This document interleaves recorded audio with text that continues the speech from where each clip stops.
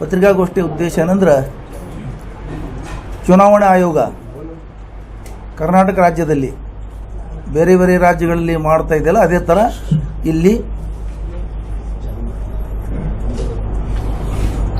SIR ಪ್ರಕ್ರಿಯೆ ಮಾಡ್ತಾ ಇದೆ. ಈಗಾಗಲೇ ಬೇರೆ ಬೇರೆ ರಾಜ್ಯಗಳಲ್ಲಿ ಈ SIR ಪ್ರಕ್ರಿಯೆ ಗೊಂದಲ ಉಂಟು ಮಾಡಿದೆ. ಆಡಳಿತ ನಡೆಸೋರ ಹತ್ರ ಗೊಂದಲ ಇದೆ, SIR ಪ್ರಕ್ರಿಯೆ ಜಾರಿಗೊಳಿಸೋರ ಹತ್ರ ಗೊಂದಲ ಇದೆ, ಜನರ ಹತ್ರ ಗೊಂದಲ ಇದೆ. ಇಲ್ಲಿ ಕರ್ನಾಟಕದಲ್ಲಿ ಅದು ವಿಶೇಷವಾಗಿ ನಮ್ಮ ಉತ್ತರ ಕರ್ನಾಟಕದಲ್ಲಿ ಭಾಳ ಗೊಂದಲ ಇದೆ. ಏನು ಗೊಂದಲ ಅಂತ ಕೇಳಿದ್ರೆ SIR ಪ್ರಕ್ರಿಯೆ ಮಾಡೋರು 2002-03 ಇಸ್ವಿನಲ್ಲಿ ಮತದಾರ ಪಟ್ಟಿಯಲ್ಲಿ ಹೆಸರು ದಾಖಲೆ ಕೊಡಬೇಕು. ಒಂದು ವೇಳೆ ಅವ್ರ ಹೆಸರು ಇರಲಿಲ್ಲ ಅಂದ್ರೆ ಅವ್ರ ತಂದೆ ತಾಯಿ ಇವ್ರದ್ದು ದಾಖಲೆ ಕೊಡ್ಬೇಕಂತ ಕೇಳಿದ್ದಾರೆ. ಇಲ್ಲಿ ಏನಿದೆ ಅಂದ್ರೆ ಉತ್ತರ ಕರ್ನಾಟಕದಲ್ಲಿ ಬಹಳಷ್ಟು ಜನ ಗುಳೆ ಹೋಗು ಜನ ಇದ್ದಾರೆ. ವಿಶೇಷವಾಗಿ ಹಿಂದುಳಿದವರು, ಬಡವರು, ಆ ಜಾತಿ ಈ ಜಾತಿ ಇರಲಾರ್ದೆ ಎಲ್ಲ ಜಾತಿ ಧರ್ಮದ ಬಡವರು ವರ್ಷನಲ್ಲಿ 6 ತಿಂಗಳು ಗುಳೆ ಹೋಗ್ತಾರೆ ಅವರು. ಮಹಾರಾಷ್ಟ್ರ, ಗೋವಾ, ಇನ್ನಿತರ ರಾಜ್ಯಗಳಲ್ಲಿ, ಗುಜರಾತ್. ಅವರು ಆ ಸಂದರ್ಭದಲ್ಲಿ ಚುನಾವಣೆಯಲ್ಲಿ ಮತದಾನ ಮಾಡಿರುವುದಿಲ್ಲ, ಅವರ ಹೆಸರಲ್ಲಿ ವೋಟರ್ ಲಿಸ್ಟ್ನಲ್ಲಿ ಇರುವುದಿಲ್ಲ. ಅವ್ರು ಏನು ಮಾಡ್ಬೇಕು ಈಗ? ಅದು ಭಾಳ ಸಮಸ್ಯೆ ಇದೆ. ಇದರ ಬಗ್ಗೆ ಯಾವ ರಾಜಕೀಯ ಪಕ್ಷದವರಾಗಲಿ, ಇವತ್ತು ಕರ್ನಾಟಕದಲ್ಲಿ ಆಡಳಿತ ನಡೆಸ್ತಾ ಇರೋಂಥ ನಮ್ಮ ಕಾಂಗ್ರೆಸ್ ಪಕ್ಷ ಆಗಲಿ, ಸರ್ಕಾರದ ಅಧಿಕಾರಿಗಳಾಗಲಿ, ಶಾಸಕರುಗಳಾಗಲಿ, ಸಚಿವರಾಗಲಿ ಯಾರೂ ಇದ್ರ ಬಗ್ಗೆ ಗಮನ ಹರಿಸ್ತಾ ಇಲ್ಲ. ನಮ್ಮ ಈ 5 ಜನರ ಪರವಾಗಿ ನಮ್ಮದೊಂದು ಒತ್ತಾಯ ಏನಂದ್ರೆ, ಈ ಸರ್ಕಾರಕ್ಕೆ ಮತ್ತು MLAಗಳಿಗೆ, ಮಂತ್ರಿಗಳಿಗೆ ಇದರ ಕಡೆ ಗಮನ ಹರಿಸಿ ಜನರಲ್ಲಿ ಜಾಗೃತಿ ಮೂಡೋ ಕೆಲಸ ಮಾಡಿರಿ. ಇದು SIR ಅಂದ್ರೆ ಜನರಿಗೆ ಗೊತ್ತೇ ಇಲ್ಲ. ಭಾಳ ಜನ ಗಾಬರಾಗಿಬಿಟ್ಟಾರೆ. ಇನ್ನು ಕೆಲವು ಜನ ಅದು ಮುಸ್ಲಿಮರ ಬಗ್ಗೆ ಅದ ಬಿಡು, ಮುಸ್ಲಿಮರಿಗೆ ಈ ದೇಶದಿಂದ ಹೊರಗೆ ಹಾಕಲಿಕ್ಕೆ ಅದೊಂದು ಪ್ರಕ್ರಿಯೆ ಮಾಡ್ತಾ ಇದ್ದಾರೆ ತಿಳ್ಕೊಂಡ್ಬಿಟ್ರೆ, ಮುಸ್ಲಿಮರು ಏನು ತಿಳ್ಕೊಂಡಾರ ಅಂದ್ರೆ ಇದು ನಮಗೆ ನಾಗರಿಕತ್ವ ತೆಗಿತಾರೆ, ನಮಗೆ ಹೊರದೇಶಕ್ಕೆ ಕಳಿಸ್ತಾರೆ, ನಮಗೆ ಡಿಟೆನ್ಷನ್ ಸೆಂಟರ್ದಾಗ ಇಡ್ತಾರೆ, ಪುನರ್ವಸತಿ ಕೇಂದ್ರದಾಗ ಇಡ್ತಾರೆ. ಅವು ಗಾಬರಾಗ್ಯಾವ. ಎಲ್ಲರೂ ಒಂದೊಂದು ಥರ ಗಾಬರಾಗ್ಯಾರ. ಕೆಲವ್ರಿಗೆ ನಾಲೆಜಿಕೆ ಇಲ್ಲ, ಇದ್ರ ತಿಳುವಳಿಕೆನಿಲ್ಲ, ಅವರು ಭಾಳ ಸೈಲೆಂಟ್ ಆಗಿದ್ದಾರೆ. ಆದರೆ ಇದ್ರ ಪರಿಣಾಮ ಏನಾಗ್ತದಂದ್ರೆ ಭಾಳ ಘೋರ ಪರಿಣಾಮ ಆಗ್ತದೆ. ಮರಣ ಶಾಸನ ಇನ್ನೂ ಒಳ್ಳೆಯದು, ಮರಣ ಶಿಕ್ಷೆ ಕೊಡೋದು ಇನ್ನೂ ಒಳ್ಳೆಯದು.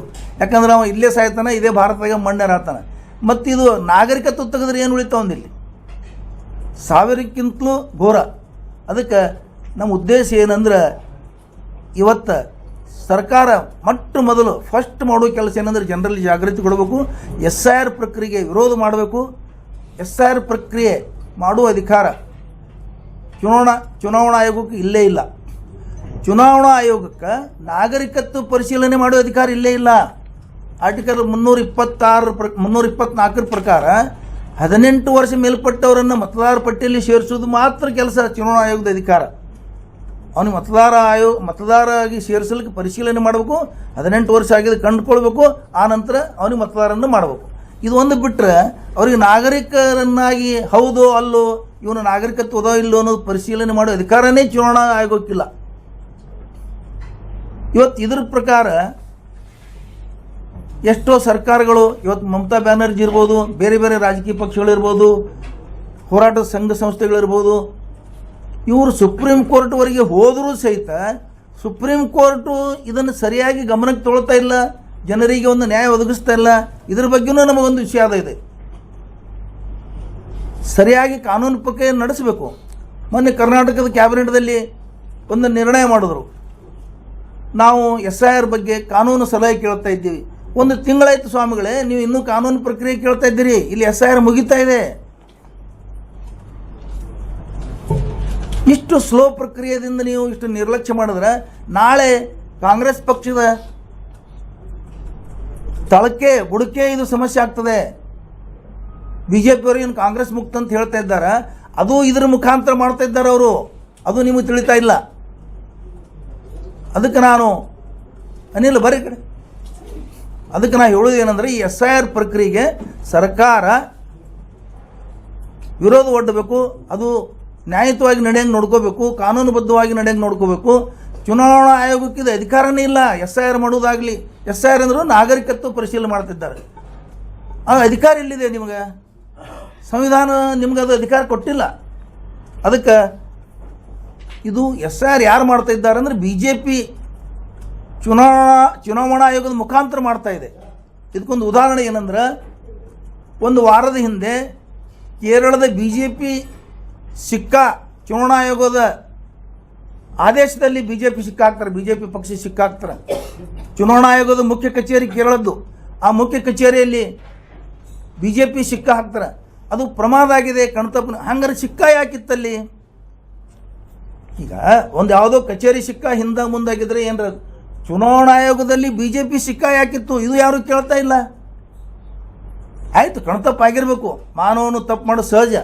ಆದರೆ ಸಿಕ್ಕ ಅಲ್ಲೇ ಹಾಕಿತ್ತು, ಬೇರೆ ಸಿಕ್ಕ ಹೊಡೆದಿದ್ರೆ ಕಣ್ತಪ್ಪಾಗಿದೆ ಅಂತ ಹೇಳ್ಬೋದು. ಚುನಾವಣಾ ಆಯೋಗದ ಕಚೇರಿಯಲ್ಲಿ BJP ಸಿಕ್ಕ ಅಂದರೆ BJPನೇ ಚುನಾವಣಾ ಆಯೋಗ ನಡೆಸ್ತಾ ಇದೆ. ಚುನಾವಣಾ ಆಯೋಗ BJPಗೆ ಒಪ್ಪಿಸಿಬಿಟ್ಟಿದ್ದಾರೆ, BJP ಪಕ್ಷಕ್ಕೆ ಒಪ್ಪಿಸಿದ್ದಾರೆ ಚುನಾವಣಾ ಆಯೋಗದವರು.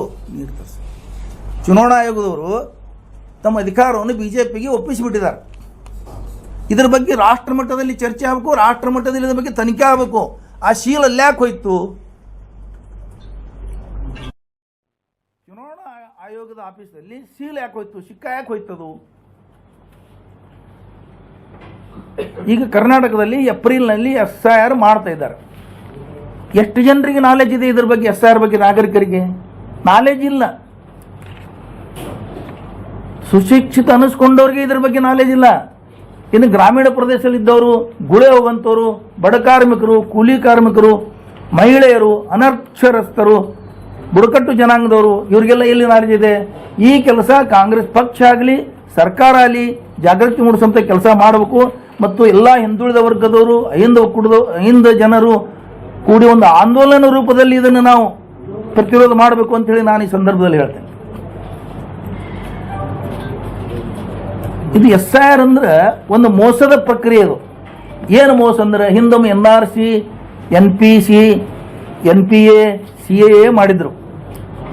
ಅದನ್ನು ಜನರಿಗೆ ತ್ರಾಸ ಕೊಡಕ್ಕೆ ಮಾಡಿದ್ರು. ಇದನ್ನು ಇಂಡೈರೆಕ್ಟ್ ಆಗಿ SIR ಮುಖಾಂತರ ಇದನ್ನು ಜಾರಿಗೊಳಿಸಲಿಕ್ಕೆ BJP ಸರ್ಕಾರ ಪ್ರಯತ್ನ ಮಾಡ್ತಾ ಇದೆ. ಇದ್ರ ಬಗ್ಗೆನೂ ನಾವು ಜಾಗೃತಿ ಮೂಡಿಸಬೇಕು ಜನರಲ್ಲಿ.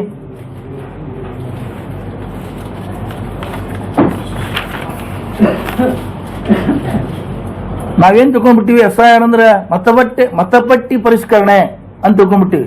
ತಪ್ಪು ಕಲ್ಪನೆ. ಮತಪಟ್ಟಿ ಪರಿಷ್ಕರಣೆ ಬೇರೆ ಆಗ್ತಾ ಇದೆ. ಈಗ ಕರ್ನಾಟಕದಲ್ಲಿ ಚುನಾವಣೆ ಇಲ್ಲ, ಲೋಕಸಭೆಯಲ್ಲಿ ಚುನಾವಣೆ ಇಲ್ಲ, ಲೋಕಸಭೆಗೂ ಚುನಾವಣೆ ಇಲ್ಲ. ಮತ್ತು SIR ಪ್ರಕ್ರಿಯೆ ಇಷ್ಟು ತುರ್ತು ಮಾಡೋಕೆ ಏನು ಕೆಲಸ ಇದೆ? ಏನು ಅವಶ್ಯಕತೆ ಇದೆ? ಸರ್ಕಾರದ ಒಂದು ಹಿಡನ್ ಅಜೆಂಡಾ, ಅವರು ಮೋಸ ಮಾಡಕ್ಕೆ, ಜನರಿಗೆ ತ್ರಾಸ ಕೊಡಕ್ಕೆ ಇದು ಮಾಡ್ತಾ ಇದ್ದಾರೆ. ಇದನ್ನು ನಾವು ವಿರೋಧ ಮಾಡ್ತೇವೆ. ಈಗ ಒಂದು ತಿಂಗಳಿಂದ, 1-2 ತಿಂಗಳಿಂದ ಮ್ಯಾಪಿಂಗ್ ಆ ಮ್ಯಾಪಿಂಗ್ ಮಾಡೋರಿಗೆ ನಾಲೆಜ್ ಇಲ್ಲ, ಮ್ಯಾಪಿಂಗ್ ಮಾಡಿಸೋರಿಗೂ ಅದ್ರ ಬಗ್ಗೆ ನಾಲೆಜ್ ಇಲ್ಲ. ಮೊದಲು ಅದ್ರ ಬಗ್ಗೆ ತರಬೇತಿ ಕೊಡ್ಬೇಕಲ್ಲ, ಮ್ಯಾಪಿಂಗ್ ಮಾಡೋರು ತರಬೇತಿ ಕೊಡಬೇಕು, ಸಾರ್ವಜನಿಕರಿಗೆ ತಿಳುವಳಿಕೆ ಕೊಡಬೇಕು. ಸರ್ಕಾರದ ಕೆಲಸ ಇದು. ಸರ್ಕಾರ ಇದ್ರ ಬಗ್ಗೆ ಗಮನನೇ ಹರಿಸ್ತಾ ಇಲ್ಲ. ಇನ್ನೊಂದು ವಿಷಯ ಹೇಳ್ಬೇಕಂದ್ರೆ, ಇವತ್ತು ಪೇಪರ್ದಾಗ ನೋಡಿದೆ ನಾನು, ಪಶ್ಚಿಮ ಬಂಗಾಳದ ಒಬ್ಬ ನ್ಯಾಯಾಧೀಶರು, ಕಲ್ಕತ್ತಾ ಹೈಕೋರ್ಟಿನ ಮಾಜಿ ನ್ಯಾಯಾಧೀಶ ಶಾಹಿದುಲ್ಲಾ ಮುನ್ಷಿ ಹೆಸರೇ ಮಾಯಾ. ಇದೊಂದು ದೊಡ್ಡ ಉದಾಹರಣೆ. ಇದು ದೇಶಕ್ಕೆ ಉದಾಹರಣೆ. ಹಿಂದೆ ಆಸಾಂನಲ್ಲಿ ನಾವು ನಾನು ಅದೇ ಹೇಳ್ತಾ ಇದ್ದೀನಿ, ಯೋಧರದು ನೋಬೆಲ್ ಪ್ರೈಸ್ ಪಡೆದಂತ ಯೋಧರು, ಈ ರಾಷ್ಟ್ರಕ್ಕಾಗಿ ದುಡಿದಂತ ಯೋಧರು, ಸ್ಕಾಲರ್ ನೋಬೆಲ್ ಪ್ರೈಸ್ ಪಡೆದಿದ್ರು. ಅವ್ರ ಹೆಸರಿಲ್ಲ, ಅಮರ್ತ್ಯ ಸೇನ್ ಅವ್ರ ಹೆಸರೇ ಇಲ್ಲ ಅದರಲ್ಲಿ. ಇವತ್ತು ಹೈಕೋರ್ಟ್ ಜಡ್ಜಿನ ಹೆಸರೇ ಇಲ್ಲ. ಹಂಗಾರೆ ನೀವು ಎಷ್ಟು ಪಾರದರ್ಶಕವಾಗಿ ಮಾಡ್ತಾ ಇದ್ದೀರಿ? ಇದು ಮುಸ್ಲಿಮರನ್ನ ಟಾರ್ಗೆಟ್ ಮಾಡ್ತಾ ಇದ್ದೀರಿ, ದುರ್ಬಲರನ್ನ ಟಾರ್ಗೆಟ್ ಮಾಡ್ತಾ ಇದ್ದೀರಿ, ಬಡವರನ್ನ, ಹಿಂದುಳಿದವ್ರನ್ನ ಟಾರ್ಗೆಟ್ ಮಾಡ್ತಾ ಇದ್ದೀರಿ. ಈ ದೇಶದಲ್ಲಿ ಹಿಟ್ಲರ್ ಆಡಳಿತ ತರಬೇಕು, ಹಿಟ್ಲರ್ ತರ ಮೆರಿಬೇಕು ಅನ್ನೋಂಥ ಒಂದು ಉದ್ದೇಶದಿಂದ ನೀವು ಎಲ್ಲಾರ್ದು ನಾಗರಿಕ ಹಕ್ಕು ಕಸಿದುಕೊಂಡು ಜನರನ್ನು ಶೋಷಣೆಗೆ ಒಳಪಡಿಸಬೇಕಂತ ಇದ್ದೀರಿ ನೀವು. ಅದಕ್ಕೆ ನಮ್ಮದು ಇದು ವಿರೋಧ ಇದೆ. ಮುಖ್ಯವಾಗಿ ಕಾಂಗ್ರೆಸ್ ಸರ್ಕಾರದ ಮುಖ್ಯಮಂತ್ರಿ ಆದಿಯಾಗಿ ಶಾಸಕರವರೆಗೆ ಸಚಿವರೆಲ್ಲರೂ ಸೇರಿ ಇದಕ್ಕೆ ವಿರೋಧ ಮಾಡಬೇಕು, ಜನರಿಗೆ ತಿಳುವಳಿಕೆ ಕೊಡಬೇಕು, ಜನರ ಬೆಂಬಲಕ್ಕೆ ನಿಂದಿರಬೇಕು. ಒಂದು ವೇಳೆ ನೀವು ಈ ದುರ್ಬಲ ವರ್ಗದ ಜನರ ಪರವಾಗಿ, ಮುಸ್ಲಿಮರ ಪರವಾಗಿ, ಹಿಂದುಳಿದರ ಪರವಾಗಿ ನಿಲ್ಲದೇ ಇದ್ರೆ ನಿಮ್ಮ ಬುಡಕೆ ಇದು ಸಮಸ್ಯೆ ಇದೆ ಅಂತ ನಾನು ಇವತ್ತು ನಿಮಗೆ ಎಚ್ಚರಿಕೆ ಮಾಡ್ತಾ ಇದ್ದೇನೆ. ಕ್ಲಿಯರ್ ಕಟ್ ಅಂದ್ರೆ SIR ಇದು ಜನರಿಗೆ ಸಮಸ್ಯೆ ಇದೆ. ಈ SIR ಸರ್ಕಾರ ಜನರಿಗೆ ತಿಳುವಳಿಕೆ ಕೊಡಬೇಕು ಮತ್ತು ಪ್ರತಿರೋಧ ಒಡ್ಡಬೇಕು. ಕಾನೂನು ಪ್ರಕಾರ ಜನರಿಗೆ ಏನು ಸಹಾಯ ಮಾಡಬೇಕು ಅದು ಮಾಡಿಸ್ಬೇಕು. ಅಂದ್ರೆ ಈ ಚುನಾವಣಾ ಆಯೋಗ ಎಲ್ಲೋ ಒಂದ್ ಕಡೆ ಮಿಸ್ಟೇಕ್ ಮಾಡ್ತಾ ಇದೆ ಅಂತಕ್ಕಂಥದ್ದು ನೀವು ಎಲ್ಲೋ ಒಂದ್ ಕಡೆ ಎಲ್ಲ ಚುನಾವಣಾ ಆಯೋಗ ಮಿಸ್ಟೇಕೇ ಮಾಡ್ತಾ ಇದೆ. ಅವ್ರಿಗೆ ಅಧಿಕಾರನೇ ಇಲ್ಲ ಇದೆ SIR ಮಾಡೋದು. ಚುನಾವಣಾ ಆಯೋಗ ಏನ್ ಮಿಸ್ಟೇಕ್ ಮಾಡ್ತಾ ಇದ್ರು ಸ್ಪಷ್ಟೀಕರಣ ಕೊಡ್ತಾರೆ. ಅವ್ರಿಗೆ ಆರ್ಟಿಕಲ್ 324 ಪ್ರಕಾರ 18 ವರ್ಷ ಮೇಲ್ಪಟ್ಟವ್ರಿಗೆ ಮತದಾರರ ಪಟ್ಟಿಯಲ್ಲಿ ಸೇರಿಸುವುದು ಅಷ್ಟೇ ಅಧಿಕಾರ ಇದೆ. SIR ಅಂದ್ರೆ ನಾಗರಿಕತ್ವ ಪರಿಶೀಲನೆ ಮಾಡುವ ಹಕ್ಕಿಲ್ಲ, ಚುನಾವಣಾ ಆಯೋಗ ಇಲ್ಲ. ಈಗ ಏನಾಗ್ತದೆ, ಒಂದು ಫಿಗರ್ ಬರ್ತಾವ, 1 ಲಕ್ಷ 2 ಲಕ್ಷ ಅದೇ ಅದಕ್ಕಿಂತ ಮೊದಲೇ ಕಣ ತೆರೀರಿ ಅಂತ ಹೇಳ್ತಾ ಇದೀವಿ ನಾವು. ಅವಾಗೆಲ್ಲ ಸ್ಟೇಟ್ದಾಗ ಹಂಗೆ ಆಗ್ಯದ, ಎಲ್ಲಾ ಕಡೆ ಆಗ್ಯದ. ಇಲ್ಲಿನೂ ಕಾಂಗ್ರೆಸ್ ಅಲ್ಪಸಂಖ್ಯಾತರಿಗೆ ಟಿಕೆಟ್ ಕೊಡಲಿಲ್ಲ, ಅನ್ಯಾಯ ಮಾಡ್ತು ಮತ್ತು ಕಾಂಗ್ರೆಸ್ ಹೇಳ್ತೀರಿ, ಅವ್ರ ಅಭಿವೃದ್ಧಿ ಮಾಡ್ತಾರೆ. ಕಾಂಗ್ರೆಸ್ ಅನ್ಯಾಯ ಅಂತ ಯಾಕೆ ಶಬ್ದ ತರ್ತೀರಿ? ಟಿಕೆಟ್ ಕೊಡದೇ ಇದ್ರೆ ಅನ್ಯಾಯನ? ಹಂಗಾರೆ BJP ಅವ್ರು ಯಾರ್ಯಾರಿಗೆ ಟಿಕೆಟ್ ಕೊಟ್ಟಿಲ್ಲ ಅವ್ರಿಗೆಲ್ಲ ಅನ್ಯಾಯ ಆಗಿಬಿಟ್ಟಿದೆ. ಯಾರು ಹೇಳಿದ್ರು ಅನ್ಯಾಯ ಆಗಿದೆ ಅಂತ? ಯಾರು ಹೇಳಿದ್ರು? ಏನ್ ನಮ್ದು ಏನು? ಹೌದ್ರಿ, ಎಲ್ಲರೂ ತಂಗಿ ಅನ್ಯಾಯ ಬೇರೆ, ಅಸಮಾಧಾನ ಬೇರೆ. ಅಸಮಾಧಾನ ಆಗಿದೆ ಅವ್ರಿಗೆ. ಟಿಕೆಟ್ ಎಲ್ಲರೂ ಬೇಡ್ತಿರ್ತಾರೆ, 100 ಜನ ಟಿಕೆಟ್ ಬೇಡ್ತಾರೆ. ನೀವು ನೋಡ್ರಿ, ನೀವು ಕಾಂಗ್ರೆಸ್ ನೀವು ಅಲ್ಪಸಂಖ್ಯಾತರಾಗಿ ಮಾತಾಡ್ತಾರೆ, ಕಾಂಗ್ರೆಸ್ ಮುಖಂಡರಾಗಿ ಮಾತಾಡ್ತಾರೆ. ಹಾ, ನಾ ಇವತ್ತು ಏನ್ ಕ್ಲಿಯರ್ ಮಾಡುದು? ನೀ ತಡ ಮಾಡಿ ಬಂದಿತ್ತವ ಪರಶುರಾಮ. ನಾನು ಮೊದಲೇ ಹೇಳಿನಿ, ಇದು ಅಹಿಂದದ ಪತ್ರಿಕಾಗೋಷ್ಠಿ ಅಂತ ಹೇಳಿನಿ. ಇನ್ನು ಕಾಂಗ್ರೆಸ್ ಬಗ್ಗೆ ಆನ್ಸರ್ ಕೊಡ್ಬೇಕಾದ್ರೆ ಅಲ್ಲಿ ಯಾರಿಗೆ ಅಸಮಾಧಾನ ಆಗಿಲ್ಲ. ಎಲ್ಲ ಕಡೆ ಇದು ಇರುವುದೇ, ಎಲ್ಲ ಪಕ್ಷದಾಗಿದೆ, ಎಲ್ಲ ಮತಕ್ಷೇತ್ರದಲ್ಲಿದೆ. ನಾಮಿನೇಷನ್ ಕೊಡ್ತಿರ್ತಾರೆ, ತಗೋತಿರ್ತಾರೆ. ಅದೊಂದು ಸಾಮಾನ್ಯ ಪ್ರಕ್ರಿಯೆ. ಅದು ಬಹಳ ಸೀರಿಯಸ್ ತಗೊಳ್ಳೋ ಅವಶ್ಯಕತೆ ಇಲ್ಲ. ಅದು ಆ ಲೆವೆಲ್ ಮಾತಾಡೋ ಅಧಿಕಾರ ನಮಗಿಲ್ಲ. ಅದು ಸಿಕ್ಕರೆ ಮೋದಿ ಮುದ್ದೆ ಅಂತೂ ಮಾತಾಡ್ತೀನಿ. ಆದ್ರೆ ಅಲ್ರಿ, ಜಮೀರ್ ಅಹಮದ್ ಮತ್ತು ಆ ಸಾದಿಕ್ ಪೈಲ್ವಾನ್ ನಡುವೆ ಏನಾಗ್ಯದ ನನ್ಗೆ ಗುರ್ತದ? ಅದ್ರ ಬಗ್ಗೆ ನಾನು ಮಾತಾಡ್ಬೇಕಾ? ಹೌದ್ರಿ, ಆಗಿರ್ಬೇಕು. ನನಗೇನು ಸಂಬಂಧ ಇಲ್ಲ, ಅದು ನನ್ಗೆ ಗೊತ್ತಿಲ್ಲ. ಅವ್ರು ಸಿಗರೇಟ್ ವಿಚಾರ, ಸಿಗರೇಟ್ ವಿಚಾರ ಹೋಗ್ತಾರ ಅಧಿಕಾರ ಇಲ್ಲ. ನಮಗೇನು ನಿಮ್ಮ ಈಗ ಚುನಾವಣೆಗೆ ದಾವಣಗೆರೆಗೆ ಸಂಬಂಧಪಟ್ಟಂತ ಚುನಾವಣೆಗೆ ಸೆಡ್ ಹೊಡೆದು ನಿಂತ್ರ ಆ ಅಲ್ಪಸಂಖ್ಯಾತರು ಎಲ್ಲರೂ ಕೂಡ ಸೆಡ್ ಹೊಡೆದು ನಿಂತಿದ್ದಾರೆ, ಪೈಲ್ವಾನ್ಗೆ ಸಪೋರ್ಟ್ ಮಾಡ್ತಾ ಇದ್ದಾರೆ. ಹಾಗಾಗಿ ಕಾಂಗ್ರೆಸ್ಗೆ ಹಿನ್ನಡೆ ಆಗುತ್ತೆ ಅನ್ನೋದು ವರದಿ ಇದೆ.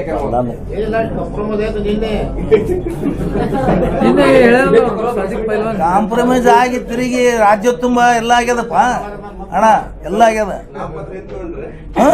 ನಾಮಪತ್ರ ಉಳಿದೋದು ಉಳಿಲಿ ಬಿಡ್ರಿ, ಏನಾಗೋದು? ನಿಮಗ ಮಾಧ್ಯಮದವ್ರಿಗೆ ದಾವಣಗೆರೆ ಒಂದೇ ಕಾಣದ, ಇಡೀ ರಾಷ್ಟ್ರ ತುಂಬಾ ಹಿಂಗೆ ನಡೀತಾವ, ಎಲ್ಲ ನಡೆಯದೇ ಅದೆಲ್ಲ. ಅದ್ರಾಗ ಜರ ಕಾಂಗ್ರೆಸ್ ಅಂದ್ಕೊಳ್ಳೆ ಪ್ರೇಮ್ ಭಾಳ ಬರ್ತದ. ಈಗ ಬಾಗಲಕೋಟೆಗೆ ಸಂಬಂಧಪಟ್ಟಂಗೆ ಕಾಂಗ್ರೆಸ್ನಲ್ಲೂ ಕೂಡ ಅದೇ ಕುಟುಂಬಕ್ಕೆ ಏನು ಟಿಕೆಟ್ ಕೊಟ್ಟಿದಿರಲ್ಲ, ಮೇಟಿ ಅವ್ರ ಕುಟುಂಬಕ್ಕೆ ಏನು ಟಿಕೆಟ್ ಕೊಟ್ಟಿರಲ್ಲ, ಅಲ್ಲೂ ಕೂಡ ಅಸಮಾಧಾನ ಒಗೆಯಾಡ್ತಾ ಇದೆ. ಹಾಗಾಗಿ ಅಲ್ಲೂ ಕೂಡ ಸೋಲಾಗ್ತದೆ ಅನ್ನೋದು ಕೆಲವೊಂದು ಬಲ್ಲ ಮೂಲಗಳು. ಅಸಮಾಧಾನ ಎಲ್ಲ ಕಡೆ ಇರುವುದೇ. ಈಗ ಮುಸ್ಲಿಮರಿಗೆ ಯಾಕೆ ಬೇರೆದವ್ರಿಗೆ ಅಸಮಾಧಾನ ಇರಲ್ವಾ? ಲಿಂಗಾಯತರಿಗೆ ಅಸಮಾಧಾನ ಇಲ್ವಾ? ನಮ್ಗೆ ಈ ಸಲ ಕೊಡಬೇಕಾಗಿತ್ತು ಅಂತ ಲಿಂಗಾಯತರು ವಿಚಾರ ಮಾಡಲ್ವಾ? ಉಳಿದ ಕಮಿಟಿ ಹಿಂದುಳಿದವ್ರು ವಿಚಾರ ಮಾಡಲ್ವಾ? ಮುಸ್ಲಿಮರು ಯಾಕೆ ವಿಚಾರ ಮಾಡ್ತಾರೆ? ಎಲ್ಲರೂ ವಿಚಾರ ಮಾಡ್ತಾರೆ. ಒಂದು ಪಕ್ಷದ ನಿರ್ಣಯ ಪ್ರಕಾರ ಮತ್ತೆ ಆಮೇಲೆ ಎಲ್ಲರೂ ಬೆನ್ನ ಹತ್ತಾರೆ ಅಷ್ಟೇ. ಅದೇನು ದೊಡ್ಡದು. ಬಿಜೆಪಿಯಲ್ಲಿ ಕುಟುಂಬ ರಾಜಕಾರಣ ಅಂತ ಆರೋಪ ಮಾಡ್ತಾ ಇದ್ರಿ, ಈಗ ಕಾಂಗ್ರೆಸ್ನಲ್ಲೂ ಕುಟುಂಬದ ರಾಜಕಾರಣ ನಡೀತಾ ಇದೆ. ಇದನ್ನ ಹೆಂಗ್ ಒಪ್ಕೊಳ್ತೀರಿ? ಬಿಜೆಪಿಯಲ್ಲಿ ಕುಟುಂಬ ರಾಜಕಾರಣ ಅಂತ ಯಾರು ಆರೋಪ ಮಾಡಿಲ್ಲ. ಅವ್ರು ಮಾಡಿದಕ್ಕೆ ಉತ್ತರ ಕೊಟ್ಟಿವಿ ನಾವು. ಬಿಜೆಪಿ ಲಿಖಿತ ಅವರೇ ಬಿಜೆಪಿ ಎಬ್ಸಿದ್ದು ಕುಟುಂಬ ರಾಜಕಾರಣ ಎಬ್ಸಿದ್ದು ಅವರು. ಕಾಂಗ್ರೆಸ್ ಮೇಲೆ ಆರೋಪ ಮಾಡಿದ್ದು.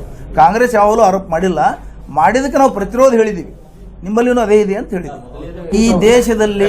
ಈ ದೇಶದಲ್ಲಿ ಕಾಂಗ್ರೆಸ್ ಮುಸ್ಲಿಮರಿಗೆ ವೋಟ್ ಬ್ಯಾಂಕ್ ಮಾಡ್ಕೊಂಡಿದೆ ಅಂತ ಹೇಳಿದಾರೆ, ಮತ್ತು ಮುಸ್ಲಿಮರು ಕಾಂಗ್ರೆಸ್ ಬಂದಿದೆ ಅಂತ ಹೇಳಿದಾರೆ.